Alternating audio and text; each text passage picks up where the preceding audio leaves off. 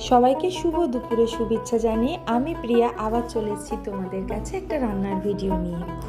চিংড়ি মাছের মালাইকারি তো আমরা প্রায় খেয়ে থাকি, কিন্তু কোনোদিনও এই দই চিংড়ি খেয়ে দেখেছো? এত সুন্দর খেতে যে আমি আজকে সব ভাতটাই দই চিংড়ি দিয়েই খেয়ে নিয়েছি। বানালাম তোমাদের সাথে, তাই রেসিপিটা শেয়ার করলাম। চিংড়ি মাছগুলোকে ভালো করে ধুয়ে একটুখানি নুন হলুদ মাখিয়ে রেখে দিয়েছিলাম।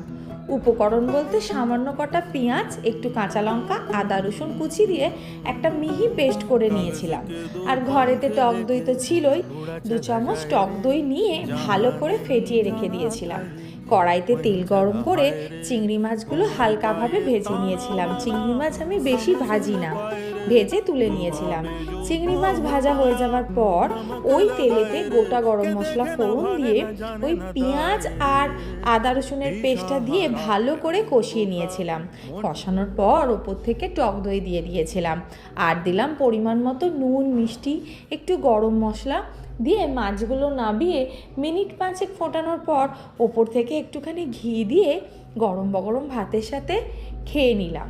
দেখতে দেখতে আমরা একেবারে বছরের শেষ প্রান্তে চলে এসেছি, তাই ছুটির দিনে গরম গরম ভাতের সাথে এরকম দই চিংড়ি হলে কিন্তু দুপুরের লাঞ্চটা ঠিক জমে যাবে। তোমাদের জন্য রইল নতুন বছরের অনেক শুভেচ্ছা। ভালো থেকো, টাটা।